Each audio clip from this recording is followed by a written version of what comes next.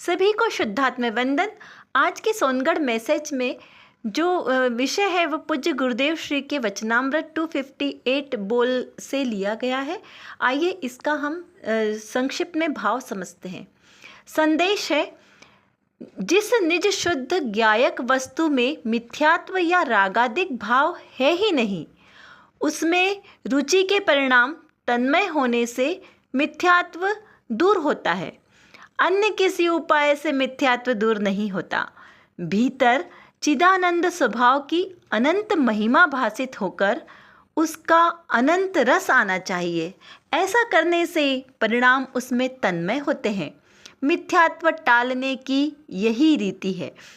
इस बोल के आधार से मिथ्यात्व को दूर करने की बात कही है, क्योंकि संसार में जो सब जीव का बैरी है वो एकमात्र मिथ्यात्व है। सारे पाप का मूल मिथ्यात्व है। जब तक जीव में मिथ्यात्व का अंश मात्र भी रहेगा तब तक उसका सम्यक दर्शन मोक्ष सुलभ नहीं होगा। जैसे कहते हैं कि मिथ्यात्व का अंश भी बुरा है। जैसे यदि 100 लीटर दूध है, उसमें एक बूंद जहर डाल दिया तो क्या वह पीने योग्य है? नहीं। इसी प्रकार यह मिथ्यात्व मतलब विष तो एक ही भव को ख़त्म करेगा, लेकिन ये मिथ्यात्व है, ये भव को ख़त्म करने वाला है। तो ऐसे ही निज शुद्ध ज्ञायक वस्तु जो मेरा आत्मा है वो कैसा है? शुद्ध और ज्ञायक स्वभाव वाला है। तो उसमें जो मिथ्यात्व के रागादिक विभाव, ये विभाव पर्याय है, मेरे स्वभाव से अलग हैं। इसलिए इन विभावों को दूर करना चाहिए। उनमें रुचि का परिणाम यानी रागादिक भावों में रुचि करना, उसमें तन्मय होना, इन सबको से दूर होने के लिए जो मिथ्यात्व को दूर करने की यहाँ पर बात कही गई है। एकमात्र मिथ्यात्व को दूर करने का उपाय क्या है? तो मोह, राग, द्वेष आदि के जो परिणाम है, जो हमारी 4 प्रकार की मिथ्या बुद्धि कही है, ऐसी पर द्रव्य में ममत्व करना, पर में कर्तत्व रखना, पर में एकत्व की भावना रखना, इस प्रकार की जो मिथ्यात्व की बुद्धि है, मिथ्या बुद्धि, इनको दूर करना। यदि ये दूर हो गई तो मेरा जो शुद्ध स्वभाव है वो प्रकट हो जाएगा। तो ऐसे ही मेरे अंदर जो चिदानंद स्वभाव है उसकी अनंत महिमा हमें कब भासित होगी?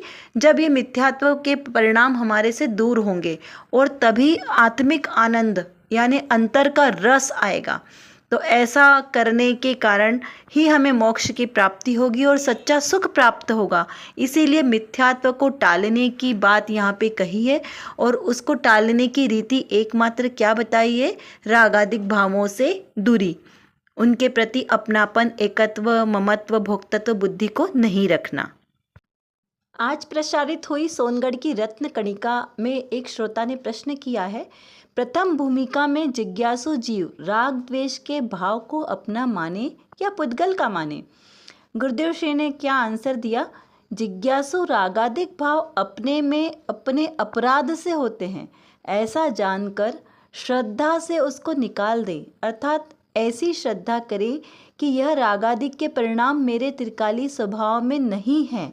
यानी आपको किसी को बैर करके निकालना नहीं है, सिर्फ अपने ज्ञान में, अपने श्रद्धान में रागादिक भावों को अहमियत नहीं देना है, उन्हें उपादेय नहीं मानना है।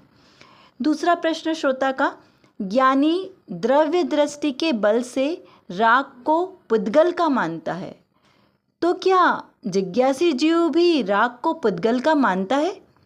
पूज्य गुरुदेव श्री, हाँ, जिज्ञासी जीव भी वस्तु के स्वरूप का चिंतन करते समय राग को आत्मा का नहीं मानता, पुद्गल का ही मानता है।